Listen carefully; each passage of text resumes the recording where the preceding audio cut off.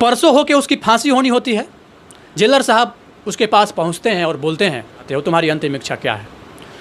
सुबोध थोड़ी देर चुप रहता है और इसके बाद बोलता है कि साहब, मैं चाहता हूं कि हमारी अंतिम इच्छा आप पूरी कर दें। सुबोध कहना प्रारंभ करता है कि मैं चाहता हूं कि मैं अपना आखिरी रात या फिर मैं अपना एक रात अपनी पत्नी के साथ बिताऊं, उसके साथ मैं एक ही बेड पे सोना चाहता हूं। और इस बात को सुन के कहीं न कहीं आश्चर्य में पड़ जाते हैं, कहीं न कहीं सोच में पड़ जाते हैं जेलर साहब, और वो सोचते हैं कि मैं अपने 20 साल के सर्विस पीरियड में ऐसा पहली बार देख रहा हूँ जो कैदी 2 दिन बाद उसको फांसी के फंदे पे झूलना है और कहीं न कहीं वो दुनिया से सदा के लिए अलविदा होकर चला जाएगा। और उसके मन में ये ख्याल आता है कि वो पत्नी के साथ एक रात बिताना चाहता है, वो पत्नी के साथ एक रात सोना चाहता है। लेकिन अंतिम इच्छा तो अंतिम इच्छा है, अंतिम इच्छा पूरी करने के लिए जेलर साहब तैयार हो जाते हैं और वो उसके पत्नी को ये खबर भिजवाते हैं कि तुम्हारा पति चाहता है कि तुम उसकी अंतिम इच्छा पूरी कर दो।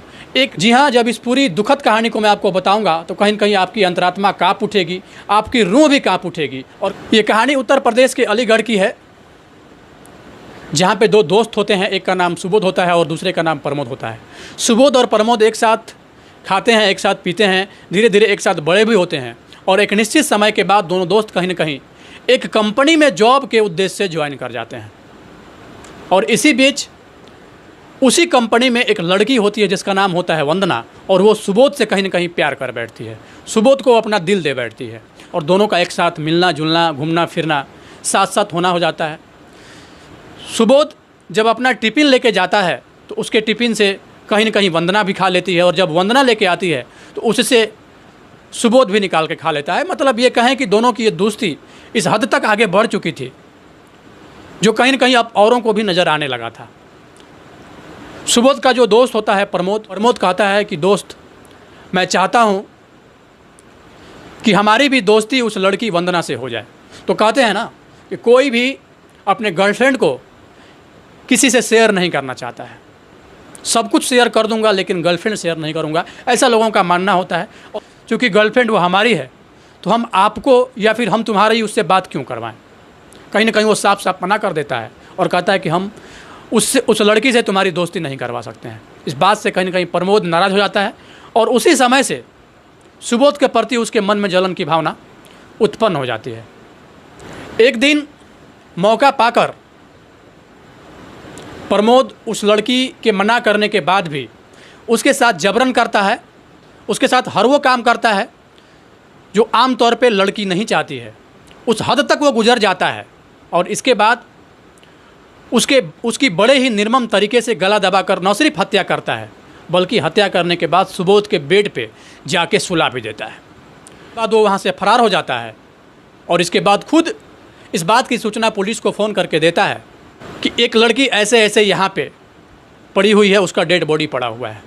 पुलिस मौके वारदात पे पहुँचती है और चूँकि उसी समय सुबोध उस रूम पे पहुँचा हुआ होता है और सुबोध की गिरफ्तारी वहाँ पे हो जाती है। सुबोध ये सोचने पे मजबूर हो जाता है कि आखिर ऐसा हुआ कैसे, आखिर ये जो कृत्य हुआ है इस कृत्य को किया किसने। कहा जाता है ना कि जो मौके वारदात पे सबूत मिलता है वो सबूत ही सब कुछ होता है और कहीं न कहीं सबूत के बल पे ही सारा काम होता है। सुबोध की गिरफ्तारी होती है, सुबोध को जेल भेजा जाता है और जेल भेजने के बाद तमाम तरह की चीज़ें होने लगती है। इसी बीच पोस्टमार्टम का रिपोर्ट भी आ जाता है। लड़की के पोस्टमार्टम का जब रिपोर्ट आता है उस रिपोर्ट में साफ साफ इस बात की पुष्टि होती है कि कहीं न कहीं इस लड़के के साथ पहले दुष्कर्म किया गया है और दुष्कर्म करने के बाद बड़े ही निर्मम तरीके से इसके गले दबाकर हत्या की गई है। जैसे ही इस बात की पुष्टि होती है कि लड़की के साथ ऐसा कृत्य किया गया है, सब इस बात को लेके इस लड़के को फांसी हो इसका डिमांड करने लगते हैं। जगह जगह कैंडल मार्च प्रारंभ हो जाता है। जितने भी राजनीतिक संगठन हैं, सामाजिक संगठन है, सब इस बात के लिए अपनी आवाज़ उठाते हैं कि जल्द से जल्द इस लड़के को फांसी के फंदे पर पहुँचाया जाए। और होता भी वही है। समय आने पे कहीं न कहीं साक्ष्य और सबूत के बेस पे सुबोध को फांसी की सज़ा जज साहब सुना देते हैं। आज एक बार फिर से एक निर्दोष को दोषी बनाया जाता है, वो भी दोष इतना कि कहीं न कहीं फांसी के फंदे तक ही उसको पहुंचा दिया जाता है। परसों होके उसकी फांसी होनी होती है। जेलर साहब उसके पास पहुंचते हैं और बोलते हैं, अब सुबोध परसों तुम्हारी फांसी होनी है और फांसी होने से पूर्व कानून और संविधान भी ये कहता है कि जिसको फांसी होनी होती है उससे पूछा जाता है कि तुम्हारी अंतिम इच्छा क्या है। तो उसी संविधान और कानून और न्यायालय का अनुपालन करने के लिए मैं तुम्हारे पास आया हूँ और मैं पूछ रहा हूँ कि तुम आखिर क्या चाहते हो, तुम्हारी अंतिम इच्छा क्या है। सुबोध थोड़ी देर चुप रहता है और इसके बाद बोलता है कि साहब, मैं चाहता हूँ कि हमारी अंतिम इच्छा आप पूरी कर दें। सबकी अंतिम इच्छा पूरी होती तो तुम्हारी भी अंतिम इच्छा पूरी होगी। सुबोध कहना प्रारंभ करता है कि मैं चाहता हूँ कि मैं अपना आखिरी रात या फिर मैं अपना एक रात अपनी पत्नी के साथ बिताऊं, उसके साथ मैं एक ही बेड पे सोना चाहता हूं।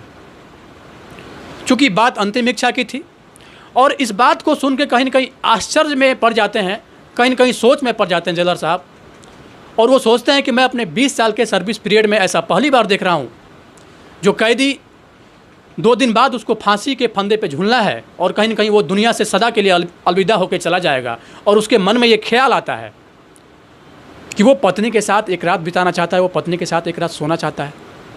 लेकिन अंतिम इच्छा तो अंतिम इच्छा है। अंतिम इच्छा पूरी करने के लिए जेलर साहब तैयार हो जाते हैं और वो उसके पत्नी को ये खबर भिजवाते हैं कि तुम्हारा पति चाहता है कि तुम उसकी अंतिम इच्छा पूरी कर दो, एक रात तुम उसके साथ बिता दो, एक रात उसके साथ तुम एक बेड पे सो जाओ।